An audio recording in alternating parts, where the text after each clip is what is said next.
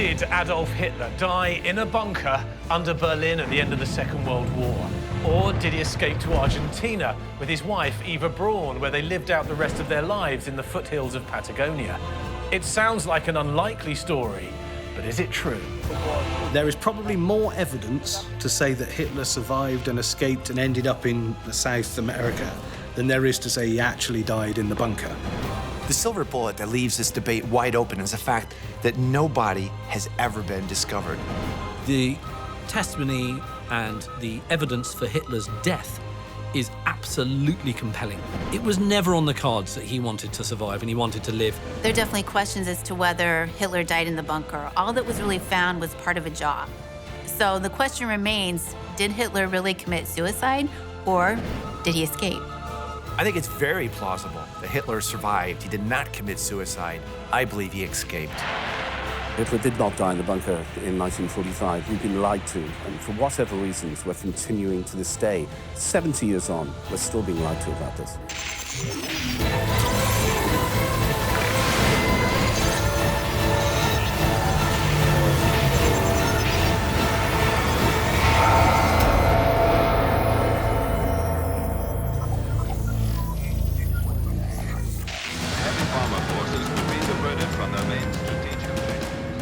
On the night of April the 27th, 1945 in Berlin, fires raged out of control as the intense and savage Russian artillery bombardment crept closer to the center of the Third Reich.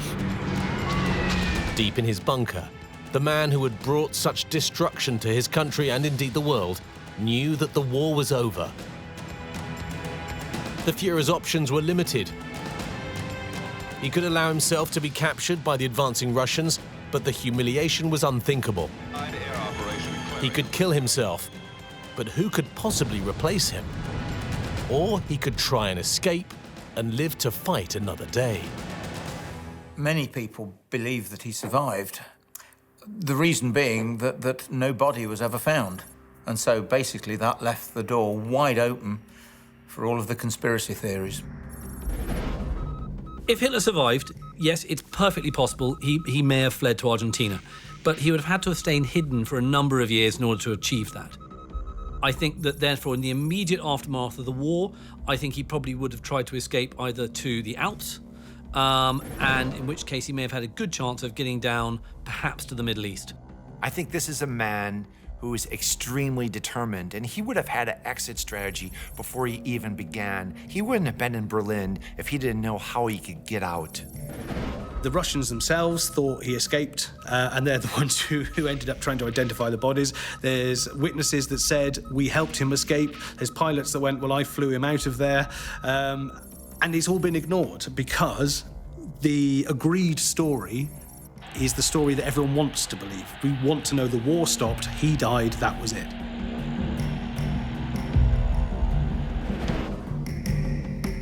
According to a new book, Grey Wolf, The Escape of Adolf Hitler, Hitler, his wife Eva Braun, and a handful of close aides and top-ranking Nazis did escape, using a network of secret tunnels from the Führer bunker in Berlin.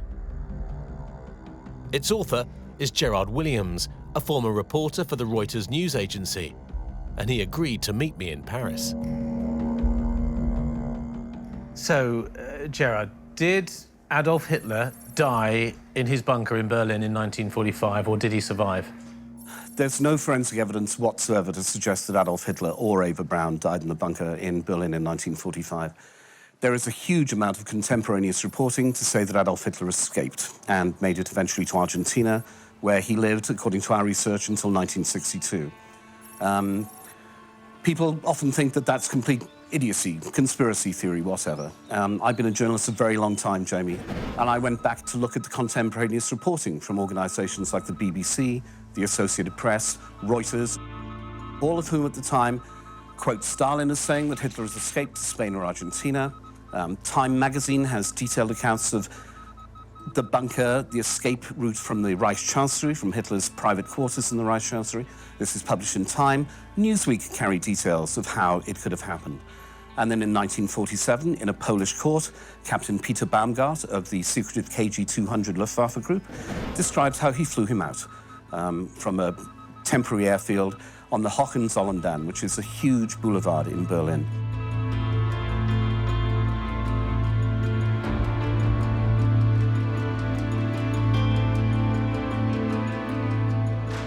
According to Williams, everything was planned down to the very last detail, including even the clothes worn by the body doubles that would eventually pass themselves off as Hitler and Eva's corpses.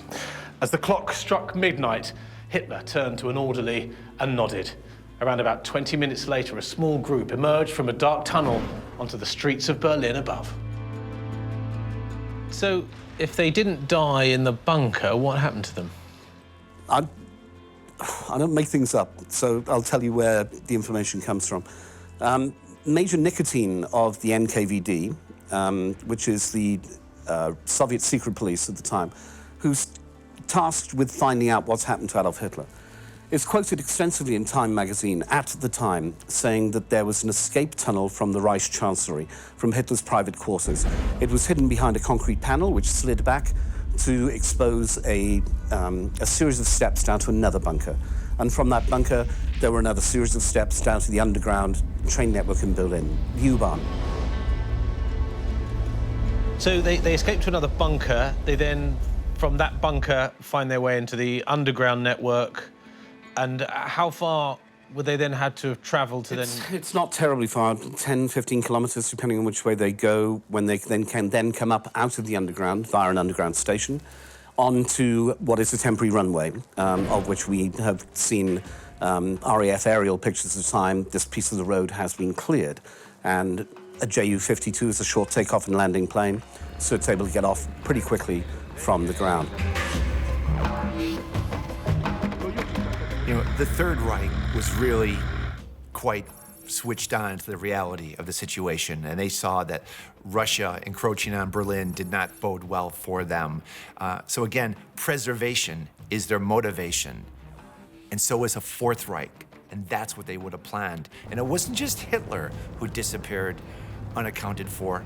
Other senior officials do as well, which tells you that they're planning a return. They're not done just yet.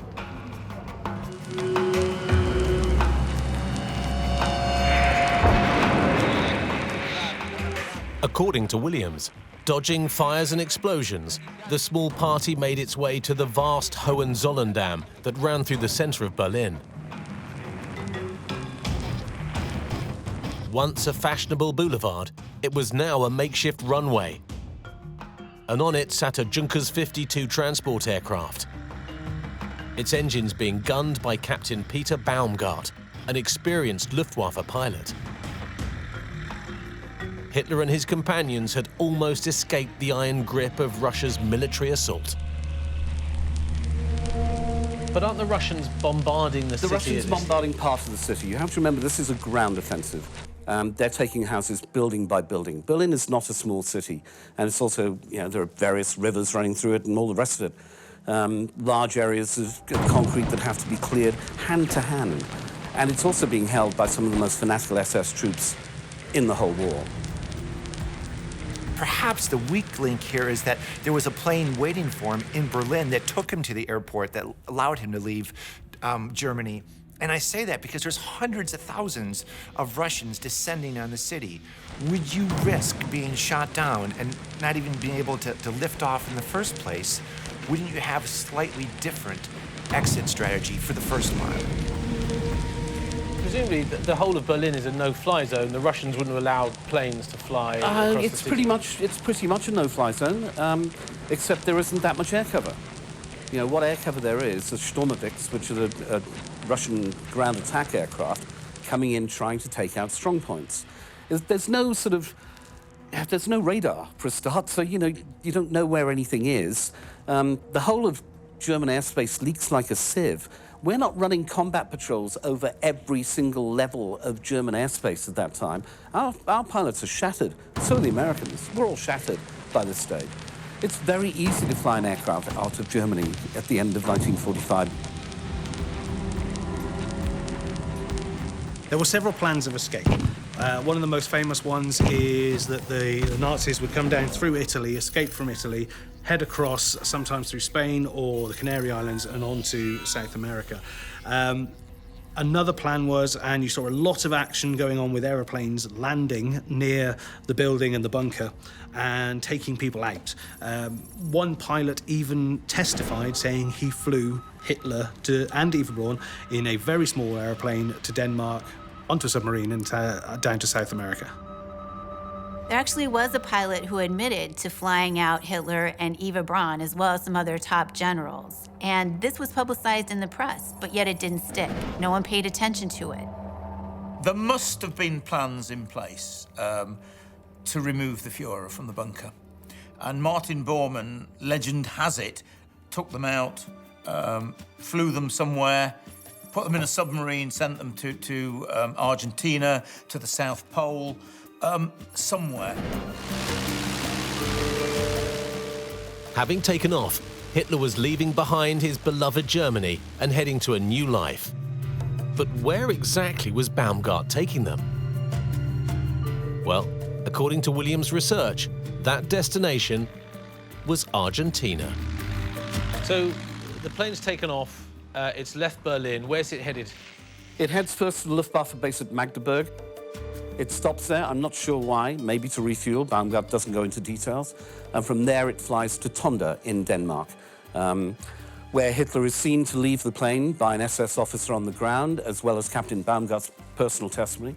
He hands Baumgart a check, I think, for 20,000 Reichsmarks, which isn't worth the paper it's written on, but it's a nice thank you, I suppose. And then they are flown in another Ju-52, we believe onto Travemünde. It's quite detailed, this flight plan. What evidence, though, is there that they were flown from Berlin to Denmark? The evidence is the evidence given by Captain Peter Baumgart at his trial in Warsaw in 1947. He said that he'd flown Hitler and this party out. He explained the route that he had taken. And we also have another SS officer on the ground at Tonda, wounded, who describes the party arriving and Hitler addressing the wounded soldiers on the ground at the time. We also have Hans Bauer, Hitler's personal pilot, talking about being at Travemünde and making ready things for the final escape. Bauer doesn't go into details in his autobiography, but he does say he was asked to go with them, and he refused because he wanted to stay with his men. But there's obviously a group of senior Nazis leaving from Travemünde. What's really fascinating is the pilot, who is on record after the war of having said that he wasn't part of this SS. He was just the pilot. His job was only to take Hitler, Eva Braun, and a couple of officials out of Germany to Denmark. So why would you make that up? Well, I mean, one of the so-called bits of evidence put out by the authors of this book is that there was a pilot called Baumgart who had flown Hitler out. And there's just a sort of scrap of a news story upon which an entire case is rested. Now, Baumgart, as this news story even says, or a further news story says, you know, needed a psychiatric evaluation. So clearly the man was a fantasist. So no, I think the Baumgart thing, you know, is by no means compelling and can by no means considered evidence by anybody sensible.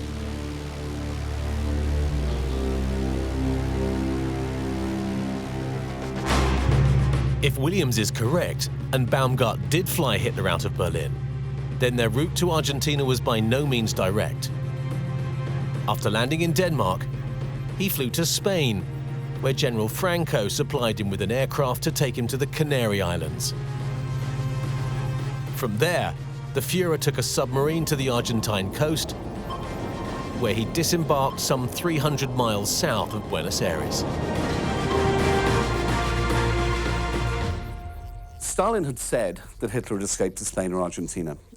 We know that on Fuerteventura in the Canary Islands, there was a major Nazi intelligence base run by Gustav Winter. It's called Villa Winter. We believe that 3 submarines are then tasked from the last submarine operation of World War II, which is known as Seawolf, which Speer and a number of other people have said are heading to the Atlantic coast of America carrying V1 weapons filled with chemicals and gas. They're going to take out New York. So the Americans take this seriously, and they move their whole naval blockade up to the North Atlantic to get in the way of Seawolf. And most of the boats in Seawolf are destroyed. We believe that Hitler and Eva boarded one submarine. General Fegelein is on another submarine, which leaves beforehand and gets to Argentina before them.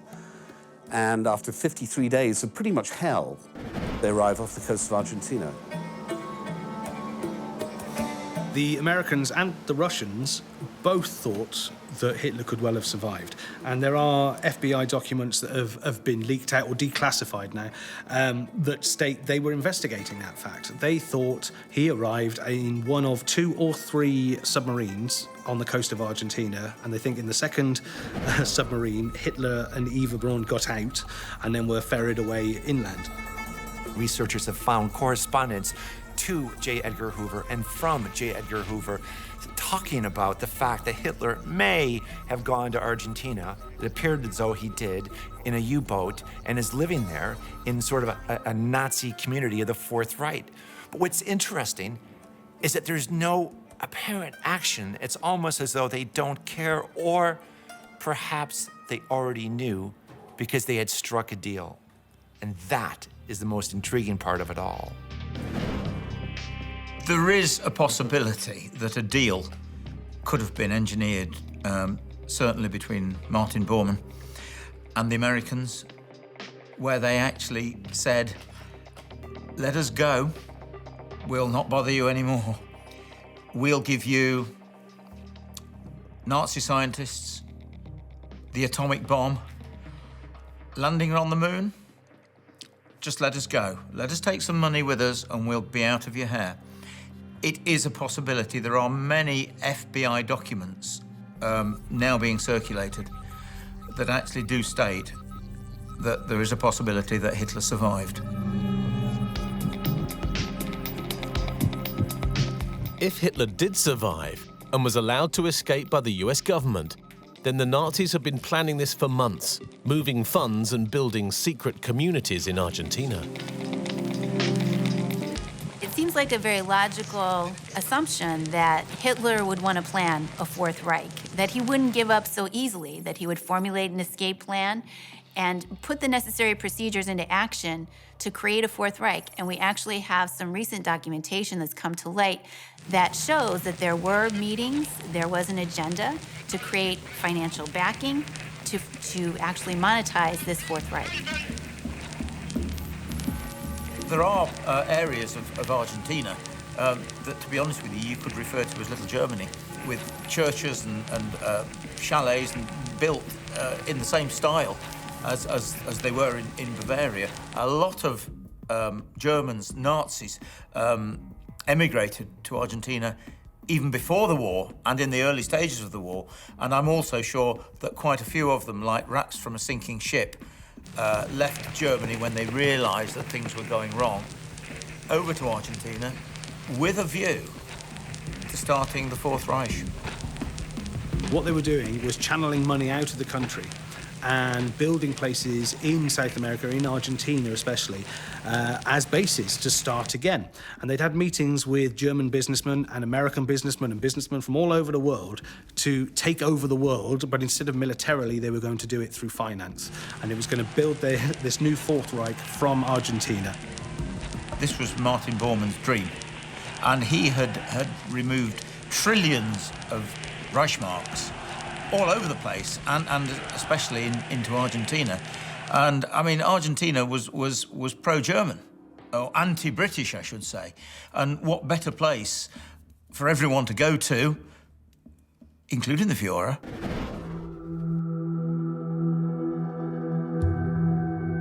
William says that, according to his research, Hitler was essentially played by Martin Bormann and was left out of important meetings and discussions about the Fourth Reich. There's piece after piece after piece which says that he lived in Argentina post-war. What it seems happens is as soon as Martin Bormann arrives in 1947, Bormann realizes that Hitler is no longer of any use to the new Germany.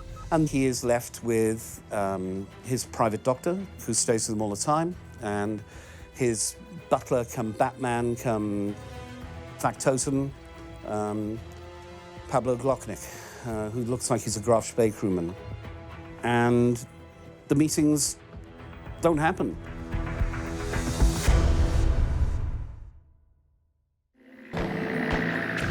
But it wasn't just in Argentina where questions about Hitler's survival were being asked. Shortly after the war ended, a BBC journalist, Thomas Cadet, was allowed into Hitler's ruined bunker by Russian forces. Interestingly, this is what he said. Outside the front door of the shelter are the 5 perforated petrol tins that were believed to have been used for scattering petrol on the body of Hitler and of burning it. But there, at any rate, my Soviet friends found no trace of Hitler himself. But there was the half-burned body of a man with a lock of black hair on the right-hand side of his face and a little black moustache. And they looked at him more closely, and their doctors came to the conclusion that it was what they call a bad double of Hitler and not Hitler himself. If that is so, then all trace of him has disappeared.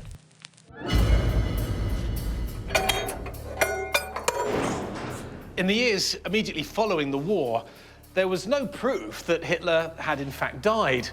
One of the problems that the investigators had was the complete lack of any physical evidence. The skull fragments that the Russians found near the bunker weren't even known to the West until 1968. And by the time they came round to doing any DNA testing on the bones, it was discovered that they did in fact belong to a woman. The most important thing in an investigation is the body, to some extent. Now, the BBC get invited into a bunker by the Russians and say, come and have a look, we've blown it up, there's nobody here now. And they go in, and there was literally nobody there. So when the Russians are asked to produce a body, they go, well, we haven't got one, we took it away, we've buried it somewhere else. Now, in the 70s, they claimed that they dug it up and destroyed it and cremated it, but they kept some skull fragments, which were then later tested and proved to be from a woman who was under 40 years old. So there's still no evidence of a dead body anywhere. There's no witnesses to that dead body. Hitler and Eva Braun's body were never found, and the fact that only a fragment of a jawbone was found leaves the door open that perhaps they would have formulated an escape plan. And wouldn't it be a smart thing to do rather than suicide? If you could get away, wouldn't you go ahead and try to do that? If Hitler did escape, then he escaped without his jaw and his teeth, because these were found. And they were found to match Hitler's dental records. And as a result, that's, to me, utterly compelling. So this idea that there's no physical evidence for Hitler's body is pure junk. And of course, naturally, a conspiracist will say, well, they're not really Hitler's teeth, they're somebody else's. This is all confused, of course, with bits of skull fragment that were found near the body that have proven to be that of a woman and not Hitler. But the teeth, for me, it's utterly compelling. And, having spoken to fellow historians about this, the world's at one about this, but there are these sort of outliers who think that somehow they're not his. In fact, in the immediate aftermath of the war, British and US intelligence services received countless reports suggesting the former Nazi leader had been spotted alive and at large, giving people added ammunition to the claim that Hitler didn't die in the bunker. In September 1945, it was claimed that Hitler and his closest advisor and confidant, Martin Bormann, had boarded a luxury yacht in Hamburg and had sailed to a secret island off the coast of Schleswig-Holstein. And in December, the Americans were reliably informed that Hitler had boarded a submarine off the island of Majorca, where he'd been living in a hotel with a group of nuclear scientists. There are numerous eyewitnesses' accounts of people, waiters, porters, all sorts of people, that say they have seen Hitler. Also Eva Braun, his children, and even Blondie, his Alsatian dog. One of the Argentine generals, who's very grateful for the Nazis' help, says in the national newspaper, our friends from Germany are safe. Doesn't mention their names, but he says our friends from Germany are safe. There are reports back to the FBI that Hitler has been seen. Hoover believes them and files them. There's a report which I've recently been given to the head of naval intelligence in the US that the Vatican legate in Argentina has been told by a very believable source that Hitler is there and that the White House know. One guy who contacted me, Roberto Brun, was a waiter in a sort of private naval military dining room in Buenos Aires in the 50s. And Roberto describes in some detail how Hitler and Eva Braun, on 2 occasions, he saw them there. You're looking like you feel the power in him. Black hair with little touches of white, skin face, no mustache. I see the person baggy eyes and looking very tired. He look like me now, difficult to walk, difficult. I feel the guy feeling depression. What's really intriguing is the eyewitnesses who say they saw Hitler, his wife, Eva Braun, and other German officers and Hitler and Eva Braun's children in Argentina, going out for dinner, going for a boat ride, just going about their normal life. And the accounts are really rather credible. There is so much nonsense about this story, and there are people in these countries who are happy to peddle that nonsense to credulous researchers. I wrote a book about how the Nazis escaped. I went to Paraguay to look at the theories behind Martin Bormann. And, you know, you turn up to a cemetery in Ita in Paraguay, there's an old lady at the gate who'll say, Martin's tomb is that way. Or she'll go, Martin's tomb is that way the next day. It's just a massive disinformation and fraudsters, essentially. As you would expect, these eyewitness accounts have been absolutely met with the Spanish Inquisition, if you will. People, researchers have asked them, now, come on, are you sure that was Hitler? And they're like, no, I absolutely, positively recognized it as him. And in one account, a woman from Germany who knew him before recognized him when he came into a hospital. And she said she just got the chills because there was no doubt in her mind that was Hitler. The notion that Hitler escaped from his Berlin bunker has held conspiracy theorists in thrall since the war ended.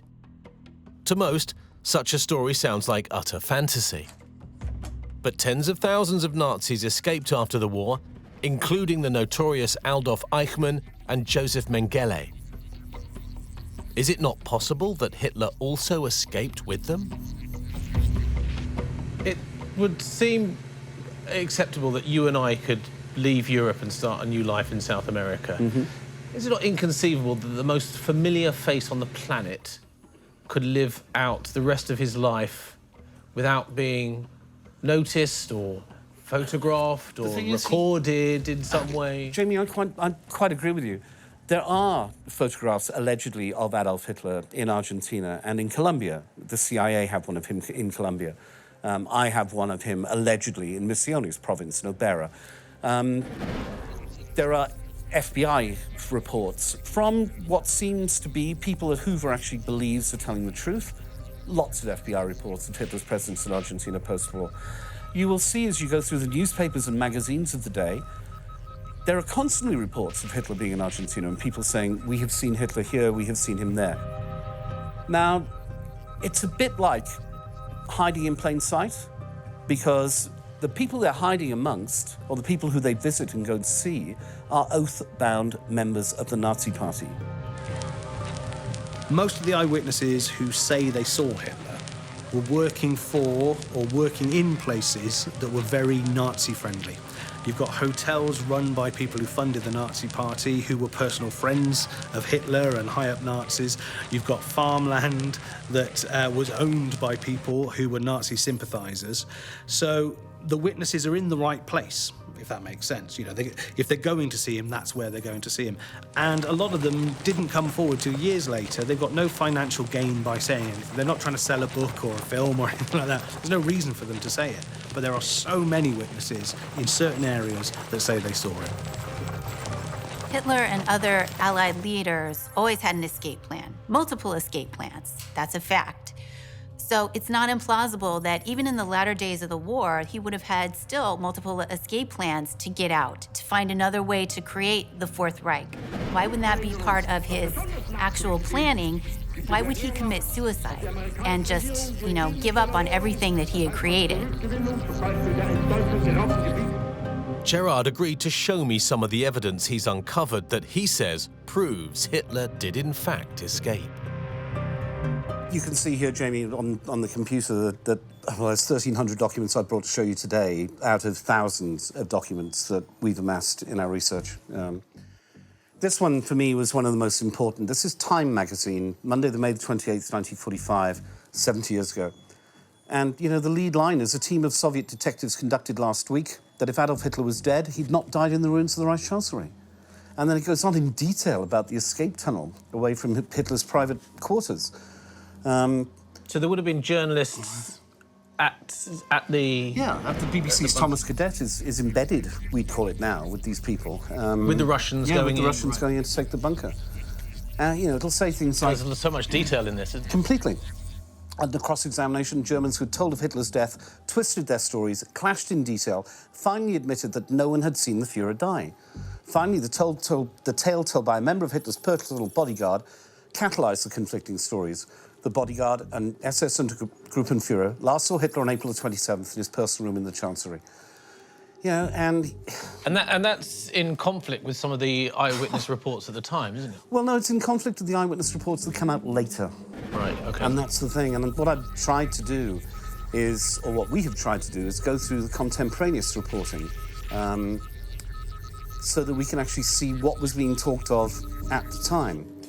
And for me, it's not just one thing. I mean, you have Time magazine reporting what the Russians said, and then in 1947, you have Peter Baumgart, and it's just reported by the Associated Press out of Poland, that Captain Peter Baumgart, a 32-year-old former German Air Force pilot, told a district court Wednesday that he flew Adolf Hitler to Denmark shortly before the fall of Berlin. And then you have detail. So this is in court. This was his testimony. The 6-foot flyer claimed that Hitler was accompanied on the flight by German General Roemer, and his wife and a woman he believed was Eva Braun. Wow, there we go. How did you feel when you found this clipping? Well, I'd already read the Time report and the BBC report that there'd been no body found of Hitler in the bunker. And then we have a man saying that he flew them out. It's not a question of putting 2 and 2 together to make 5. Sure. You suddenly have a whole series of events that are fitting in better than no body, no eyewitnesses, people changing their stories and everything else. And then you get Baumgart sentenced in Poland.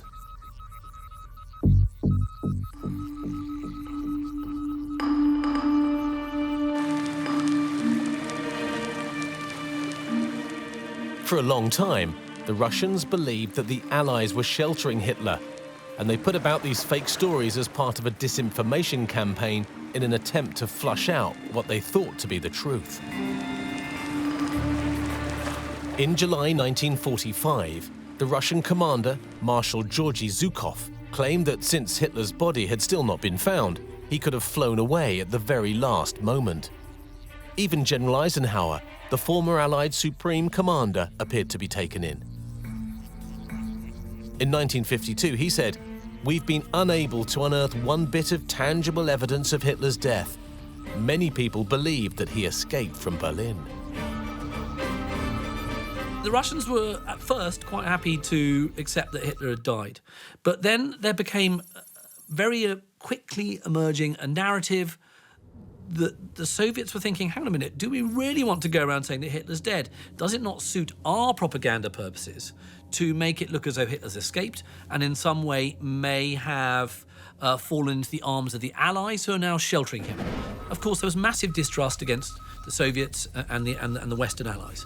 And so, as a result, there was a huge disinformation battle being played on both sides, largely and successfully by the Soviets to spread uncertainty about whether Hitler had died or not.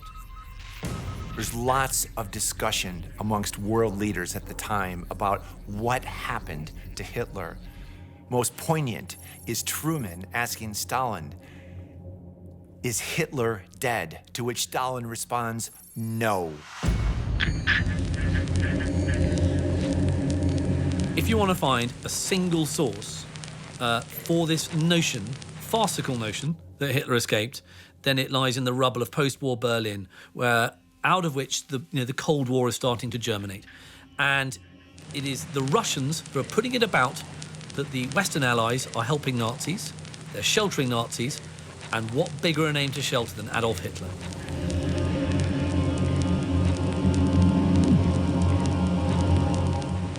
the end of the war, former MI6 officer and historian Hugh Trevor Roper was commissioned to investigate Hitler's death. He spoke to many who were there in those final fateful hours, and all of them said exactly the same thing, that Hitler did kill himself and the bodies of him and his wife, Eva Braun, were cremated with petrol. Williams, however, believes that those bodies were in fact lookalikes. It's not a huge leap in logic to think that a double went in for Eva Braun and for Hitler. It would have been a quite logical thing to do, in fact, and it would have been commonly done. In fact, Hitler used doubles before, so why wouldn't he use that as part of an escape plan? There are no eyewitnesses at all to the shooting or the taking of suicide. It was done in a closed room. An adjutant supposedly found their bodies. Those bodies were then rolled in carpets or blankets. None of the faces were ever seen, and they were taken up into the Reichschancellery garden, supposedly where they were covered in petrol, immolated, and burnt beyond recognition.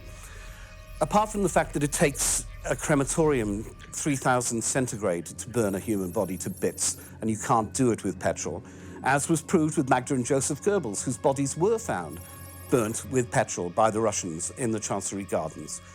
But they were completely recognizable. It's very interesting that they didn't find remains of Hitler, but they ordered in 800 gallons of petrol. Can you just imagine what that amount of petrol poured on a body? I'm surprised it didn't set fire to the Reichschancellery, to be honest with you, but I would imagine that that would just about obliterate. It's only like a cremation. I'm sure that there was literally nothing left. The bodies were taken by men like Otto Gunscher out of this bunker into this small garden in the Reich Chancellery, where after a couple of inept attempts, they were eventually doused in petrol and they were set light to.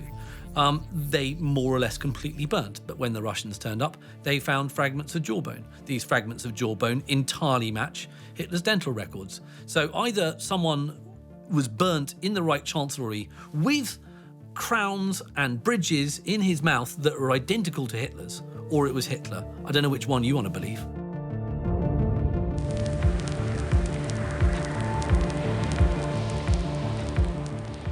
Most historians balk at the idea of Hitler and Eva Braun escaping from the bunker. They say that they committed suicide in Berlin in the final days of the war, perhaps even the final hours. And many view Gerard Williams' version of events with extreme skepticism. I think it's absolute rubbish. When I first came across this book a few years ago, I dismissed it as being 2,000% junk. I've now revised my opinion. It's 3,000% junk. I have no opinion as to whether Gerard Williams believes his story or not. If he does, then I think he's a fool, because the testimony and the evidence for Hitler's death is absolutely compelling. And I don't really know why he would want to sell a book that flew in the face of what is well-researched, well-proven, credible history. We don't know it all, and we make this quite clear in the book. Parts of the escape route are scenario, parts that are complete fact, but they're the scenarios that work best with what is available to the Nazis at the time. They have U-boats available to them. We have reports from the Argentine police and the Argentine Coast Guards of U-boats being off Argentina at the time. Reports from the FBI of people being landed in Argentina at the time. So although it's impossible to say exactly that, yes, they came on Group Seawolf on these U-boats, we know that the Americans said those U-boats were sunk, and we know they weren't sunk. We know that one of them turned up and surrendered at Mar del Plata a month later. There are countless reports in FBI files, in British files, that will say that, oh, Hitler was a monk in Spain. Hitler's been seen in the Canary Islands. Hitler's been seen landing in a U-boat, yawn that old one. Hitler's been seen in Greenland. I mean, these are all just nonsense. I think that the naivety of an author to pick up an FBI file and treat it with reverence just because it's an FBI file is astonishing. There's always been a conflict between fiction writers and historians, and I mean, I do both. So I'm very much aware of it in my own head, and one's very tempting with fiction to overly historicise it and perhaps make it a little more boring, and it's always very tempting when you're writing history to kind of novelise it. So much of the history of the war, because it is shrouded in disinformation, fog, the fact that people died and weren't around to tell us the full story, allows conspiracy and nonsense and drivel and junk to sort of propagate and feed upon itself. If you look through the footnotes of a book like Grey Wolf, I mean, I look through them, and it's clear that he's building upon other junk. So therefore you get this sort of validation cycle of utter nonsense.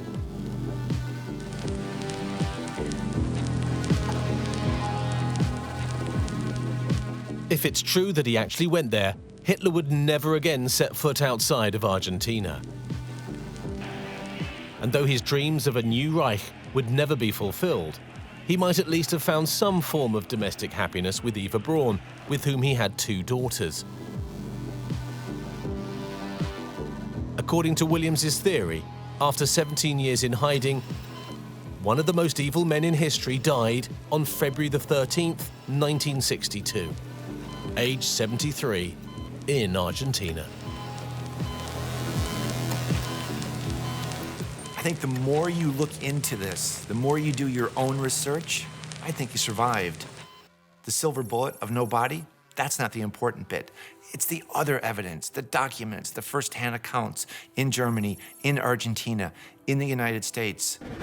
Surprisingly, the possibility that Hitler lived and escaped is quite compelling. I think he definitely would have tried to escape. It would be a smart plan, wouldn't it? And it would go in line with the way he thought and planned out things. So it makes sense that he would try to escape. Hitler did not leave the bunker. He didn't leave it alive. He did not go to Argentina, except in the imaginations of people like Gerard Williams. And he certainly did not die at a grand old age.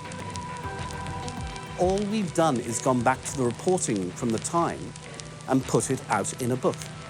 That book shows, I think, pretty conclusively, that Adolf Hitler did not die in the bunker in 1945. I think it also shows that we've been lied to extensively about the real end of World War II and how things happened after that. And I think that these things are as relevant today to us as they would have been in 1945.